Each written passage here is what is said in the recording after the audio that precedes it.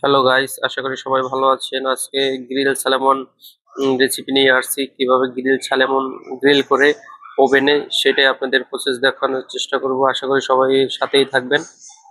First আমি এক piece grill করার জন্য এক পিস স্যালমন নিচ্ছি। এ জায়গায় এটা 300 গ্রাম ওয়েট হবে, 300 গ্রাম, 300 গ্রাম। এটা আমি ম্যারিনেট করবো ফার্স্টে। ম্যারিনেট করার জন্য আমি এই জায়গায় আমি নিয়ে নিচ্ছি, এটা দিল বলে, দিল। और इधर पार्ट चिली लिया और दिल भी लिया, साथ लिया एक पीस सलेमन 300 ग्राम का। फिर इधर से हम लेगा थोड़ा सा सॉल्ट, इसमें शामिल कर देगा, थोड़ा सा सॉल्ट। फिर इधर थोड़ा सा ब्लैक पेपर इसमें ऐड कर देगा। फिर इसमें व्हाइट पेपर ऐड करेगा थोड़ा सा। इसमें गार्लिक भी आप डाल सकता है, गार्लिक, थोड़ा सा गार्लिक डाल देगा इसमें। রসুন, অলিভ অয়েল থেকে এটা ভিজিয়ে রাখা, এটা রসুন বলে, রসুন। थोड़ा सा ले लिया। स्वीट पापरिका लिया, स्वीट पापरिका। इधर हम शामिल करेगा स्वीट पापरिका, स्वीट पापरिका। हम ले लिया पार्ट चिली और दिल, पार्ट चिली और दिल। ক্যামেরা ক্লিয়ার আসে না, মোবাইল থেকে করা, এই জন্য ক্লিয়ার ভাবে দেখানো যাচ্ছে না। এর সাথে আমি এটার সাথে অ্যাড করে দেব অলিভ অয়েল। अपना कॉर्न ऑयल यूज करते पर कोनो समस्या नहीं। कॉर्न ऑयल हम इसमें ऐड कर देगा, ऑलिव ऑयल थोड़ा सा ज़्यादा नहीं है इसमें। मच फिश का মাছের সাথে কিন্তু অয়েল, স্যালমন মাছের সাথে কিন্তু অয়েল হয়ে যায়। এটা যখন আপনি গ্রিল করবেন ওভেনে, বা আপনি গ্রিল করবেন বা শিকে গ্রিল করবেন, এটার সাথে কিন্তু অয়েল অয়েল কিন্তু এটার সাথে বের হয়।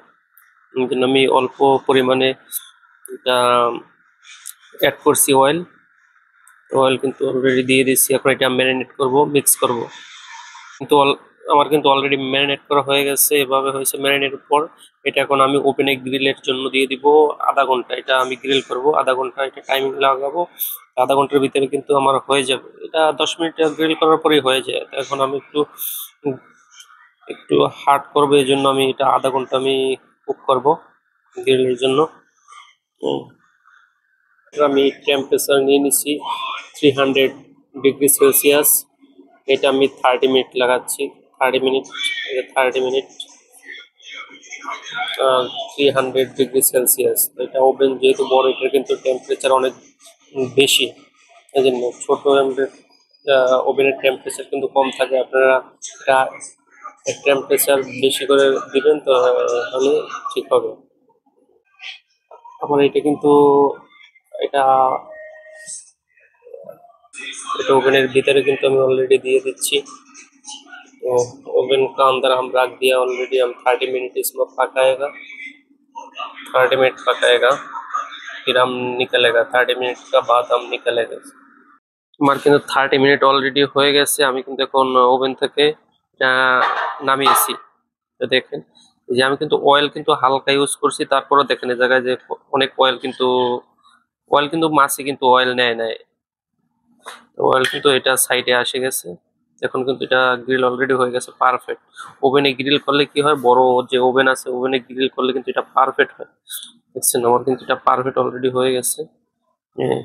আমি আরেকটা প্লেটে অলরেডি নিয়ে নিচ্ছি।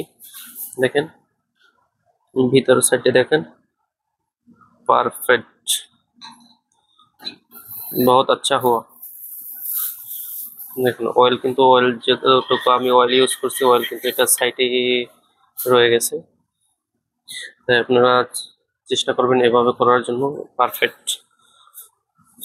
সবাই ভাইটাকে সাপোর্ট করবেন,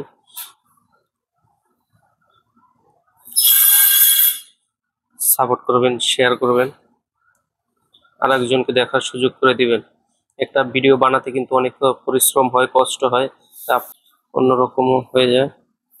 তাই সবাই সাথেই থাকবেন, নিত্য নতুন ভিডিও পাওয়ার জন্য আমার ইউটিউব চ্যানেল, ফেসবুক পেজ সাথে থাকবেন।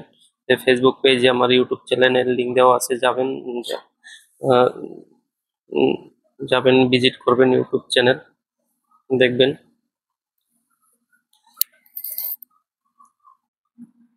কমেন্ট করে বলে দিবেন যে কি রকমের হয়েছে। সবাই শেয়ার করবেন, কমেন্ট করবেন, ভিডিওটা অন্যকে দেখার উপকৃত করে দিবেন, অন্যদের কাছে পৌঁছে দিবেন। সবাই ভালো থাকবেন, সুস্থ থাকবেন। দেখা হবে নেক্সট কোনো ভিডিওতে। ধন্যবাদ সবাইকে। আসসালামু আলাইকুম। হুম,